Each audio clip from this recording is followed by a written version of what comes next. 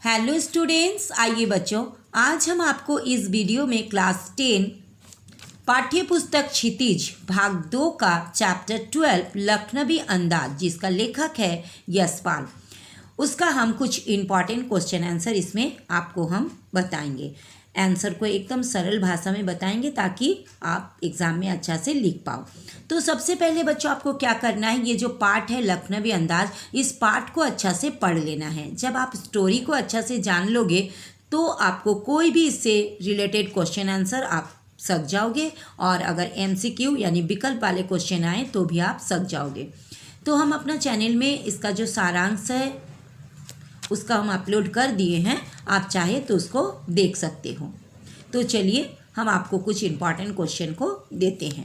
पहला क्वेश्चन हम लिए हैं, नवाब साहब द्वारा सेकंड क्लास में यात्रा करने के क्या क्या कारण हो सकते हैं, अपने अनुमान से लिखिए।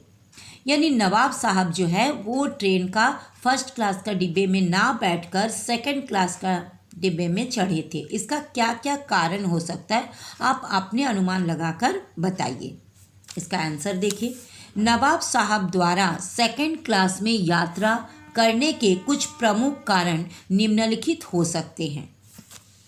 क्या कारण देखिए, हो सकता है नवाब साहब केवल कहने एवं दिखाने के लिए नवाब हो, यानी हो सकता है कि नवाब जो है, नवाब साहब जो है वो असलियत में वो नवाब नहीं है, वो रईस नहीं है, अमीर नहीं है, वो खाली दिखावा कर रहा है। असल में उनकी आर्थिक स्थिति वास्तविक नवाबों जैसे ना रही हो, यानी वास्तविक नवाब जैसे जो नवाब होते हैं वो असलियत में क्या है, बहुत रईस होते हैं। तो हो सकता है ये जो नवाब साहब है ये असलियत में अमीर नहीं है, इसका वास्तविक आर्थिक स्थिति जो है वो सही नहीं है, इसलिए वो सेकंड क्लास में चढ़ा। अगर सही में वो रईस होता तो फिर वो सेकंड क्लास में ना चढ़कर वो फर्स्ट क्लास के डिब्बे में चढ़ सकता था। आर्थिक स्थिति सही नहीं रहने के बावजूद अपनी झूठी शान में या दिखावा करने के लिए उन्हें सेकंड क्लास में यात्रा करनी पड़ रही हो, यानी वास्तविक में वो अमीर नहीं है, इसलिए वो सेकंड क्लास के डिब्बे में चढ़ा होगा। नेक्स्ट पॉइंट देखिए सेकंड नंबर में, कि हो सकता है वे भीड़ से राहत पाने के लिए सच में मानसिक शांति एवं एकांत चाहते हो। ये भी हो सकता है कि वो चाहता था कि ज़्यादा भीड़ में वो नहीं रहेगा और वो अकेला खोज रहा था, एकांत खोज रहा था, शांति चाह रहा था, इसलिए वो हो सकता है सेकंड क्लास के डिब्बे में चढ़ा होगा। या तो फिर फर्स्ट क्लास अधिक महंगा पड़ता होगा, या तो फिर ये हो सकता है कि फर्स्ट क्लास बहुत महंगा होगा इसलिए वो सेकंड क्लास में चढ़ गया, इसलिए वे सेकंड क्लास में यात्रा कर रहे हो। अब नेक्स्ट क्वेश्चन को देखिए, नवाब साहब द्वारा खीरा खाने के तरीके से क्या उदर पूर्ति संभव है। उदर का मतलब पेट, ठीक है। नवाब साहब द्वारा खीरा खाने के तरीके से क्या उदर पूर्ति संभव है। आप अगर पाठ को पढ़े हैं तो पढ़े होंगे कि उसमें नवाब साहब क्या करते हैं, खीरा को मतलब खाते नहीं हैं, वो केवल सूंघ सूंघ कर खिड़की से फेंक देते हैं। तो इसीलिए बोला गया कि बिना खाए क्या उदर पूर्ति मतलब पेट भरना संभव है, क्या संभव है। यदि नहीं तो इस तरीके को अपनाने में व्यक्ति को किस प्रवृत्ति यानी स्वभाव का आभास होता है। अगर आपको लग रहा है कि खीरा नहीं खाने से पेट नहीं भर सकता, तो फिर इस तरीके को अपनाने के लिए व्यक्ति की किस स्वभाव का पता चलता है, इसको आपको लिखना है। तो चलिए इसका आंसर देख लेते हैं।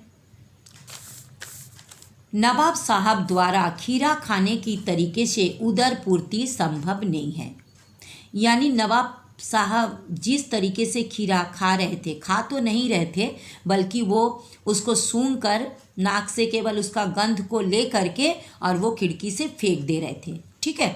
तो बिना खाए कभी भी पेट भरना संभव नहीं है, ठीक है। नवाब साहब द्वारा खीरे को मानसिक स्तर पर सेवन किया गया है, यानी वो शारीरिक तौर पर वो खाए नहीं हैं, उसका पेट में गया ही नहीं है खीरा का टुकड़ा, वो केवल क्या किए, वो सूंघे हैं। इसलिए यहाँ बोला गया कि मानसिक स्तर पर सेवन किया है, यानी वो खाया नहीं है, शारीरिक स्तर पर नहीं, यानी पेट में उसका गया ही नहीं। उस सूंघ सूंघ कर तो फेंक दे रहा था, वो तो खाया ही नहीं। फिर उसका उदर पूर्ति कैसे हो सकता है, पेट कैसे भर सकता है।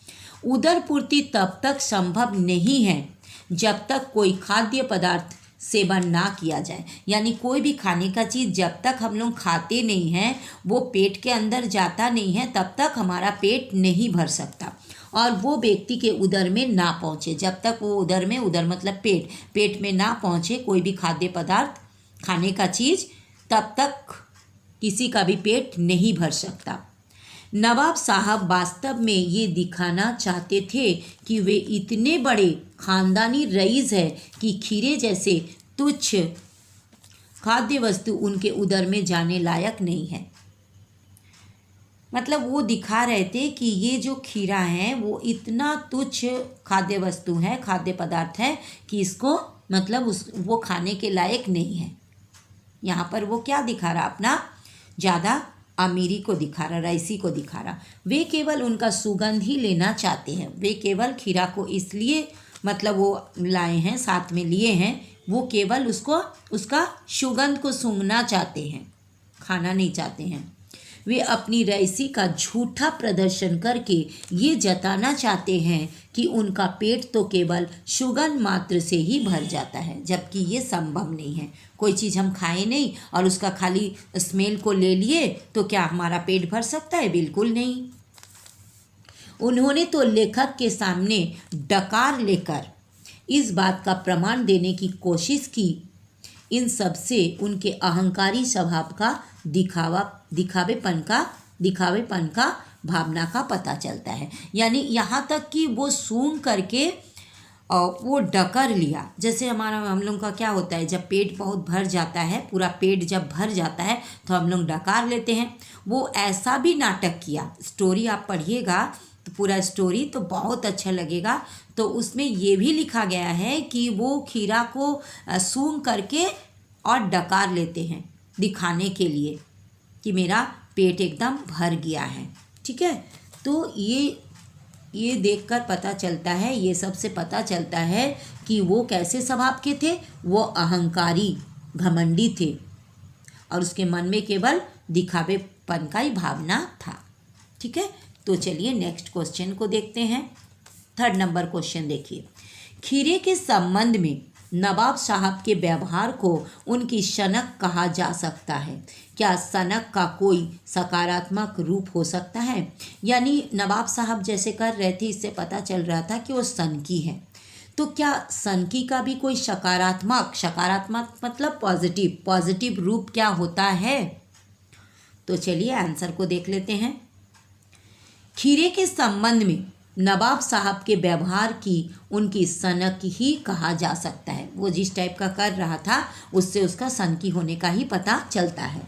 उन्होंने बहुत यत्न के साथ खीरों को खाने का लायक तैयार किया और फिर अपनी सनक के कारण खिड़की से बाहर फेंक दिया।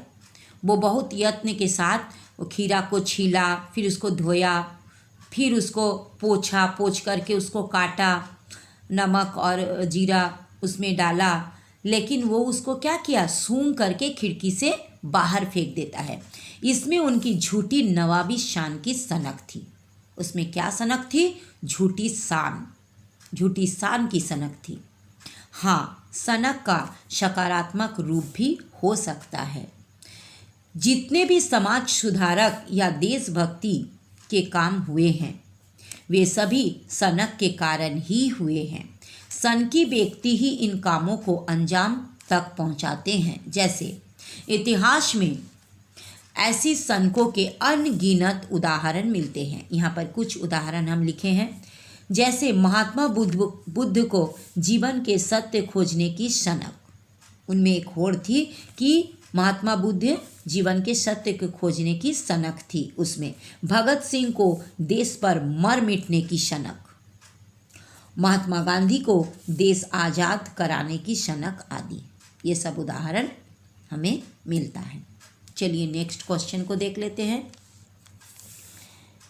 4th नंबर क्वेश्चन देखिए, नवाब साहब का कैसा भाव परिवर्तन लेखक को अच्छा नहीं लगा और क्यों? लखनवी अंदाज पाठ के आधार पर लिखिए कि नवाब साहब ने जैसा भाव दिखाया उस चीज़ को, उनका व्यवहार को लेखक को अच्छा नहीं लगा, क्यों? चलिए जानते हैं आंसर में। जब लेखक 2nd क्लास के डिब्बे में चढ़े तब उन्होंने देखा कि नवाबी अंदाज में एक सफ़ेद पोश सज्जन पालथी मारे बैठा है। उनके आगे 2 चिकने खीरे रखे हुए थे। लेखक के आने से उनके हाव भावों से ऐसा लगा कि उस सज्जन के एकांत में बाधा आ गई। मतलब लेखक को ये महसूस हुआ कि उसके जैसे एकांत, मतलब वो एकांत में, अकेले में वो रहना चाहता था। जैसे लेखक आ गया तो उसको लग रहा है कि उसमें बाधा आ गई, एकांत में बाधा आ गई। उन्होंने लेखक के प्रति कोई रुचि नहीं दिखाई, कोई इंटरेस्ट नहीं दिखाया कि उसके साथ बात करने का मन है, उसके साथ दोस्ती करने का मन है, ऐसा कोई भी इंटरेस्ट हो, रुचि हो नहीं दिखाई। लेखक ने भी उनका परिचय प्राप्त करने का प्रयास नहीं किया और लेखक जो है वो भी उसका परिचय जानने का कोई भी इंटरेस्ट नहीं किया, कोई भी कोशिश नहीं किया, क्योंकि उन्हें ये लगा कि नवाब साहब शायद अकेले ही सफ़र करना चाहते थे। लेखक को लग गया कि शायद वो अकेले ही सफ़र करना चाहते हैं और ना ही ये चाहते थे कि कोई उन्हें 2nd क्लास में सफ़र करते देखे। ये 2 चीज़ लेखक को लगा, एक तो वो अकेले जाना चाहते हैं, एकांत में जाना चाहते, एकांत में रहना चाहते हैं, और दूसरा ये है कि कोई उन्हें ना देख ले कि वो 2nd क्लास में सफ़र कर रहे हैं।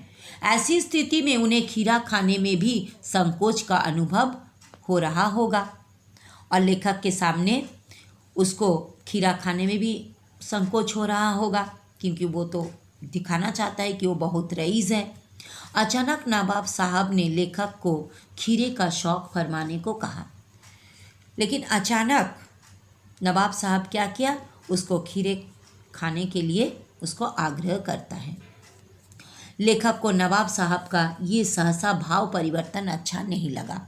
इतना देरी तक बात नहीं किया, कुछ नहीं किया, ऐसे हाव भाव दिखा रहा था कि लेखक आ गया तो वो असंतुष्ट है और अचानक उसको खीरे खाने के लिए कहता है, खीरे लेने के लिए कहता है। ये भाव परिवर्तन लेखक को अच्छा नहीं लगा, क्योंकि वे शायद अपना नवाबी सभ्य व्यवहार दर्शाना चाहते थे। वो अपना जो रईसीपना है वो दिखाना चाहते थे, जबकि वास्तविकता में उनका ये व्यवहार केवल दिखावा था, इसलिए लेखक को अच्छा नहीं लगा। तो चलिए नेक्स्ट क्वेश्चन को आप देख लेते हैं।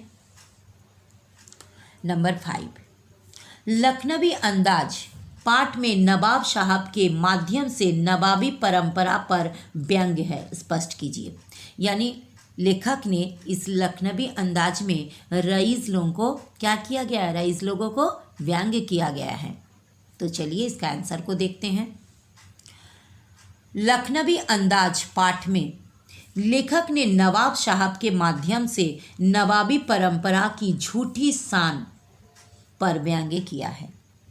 नवाब साहब का खीरे को ना खाकर केवल गंध और स्वाद के सहारे पेट भर जाना, उसे बिना खाए खिड़की से फेंक देना उनकी बनावटी रईसी को दर्शाता है। ऐसा संभव नहीं है कि बिना खाए ही कोई चीज़ को सूंघ करके ही हमारा पेट भर सकता है, ये संभव नहीं है। यानी ये उसका दिखावा था, रईसी को दिखा रहा था। जो लोग इस तरह पेट भरने और संतुष्ट होने का दिखावा करते हैं वे ढोंगी है, अवास्तविक है, वास्तविक नहीं है, अवास्तविक है। उनका 2nd क्लास में यात्रा करना इस बात को प्रमाणित करता है कि नवाब साहब का नवाबी नहीं कहा जा सकता है, परंतु फिर भी वे अपने हाव भाव और क्रियाकलापों से झूठी शान दिखाते हैं, जिसका कोई मतलब नहीं है, जिसका कोई भी अर्थ नहीं होता है, कोई महत्व नहीं है। वो क्या कर रहा था, दिखावे के लिए, अपना रईसी दिखाने के लिए इस तरह से वो हाव भाव और अपना जो क्रियाकलाप है वो कर रहा था, कि बिना खा के ही सूंघ सूंघ कर खीरा को फेंक दे रहा था। ठीक है, और लास्ट एक क्वेश्चन देख लेते हैं, बहुत ही इंपॉर्टेंट क्वेश्चन है। बिना विचार, घटना और पात्रों के भी क्या कहानी लिखी जा सकती है?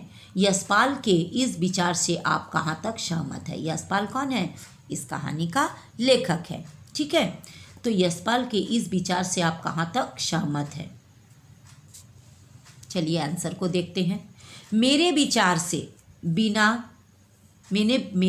से बिना विचार, घटना और पात्रों के बिना कहानी नहीं लिखी जा सकती है। यानी कोई भी कहानी लिखने के लिए पहले हमें विचार करने होगा, घटना को जानने होगा और पात्रों के बिना कभी भी कहानी नहीं लिखी जा सकती है।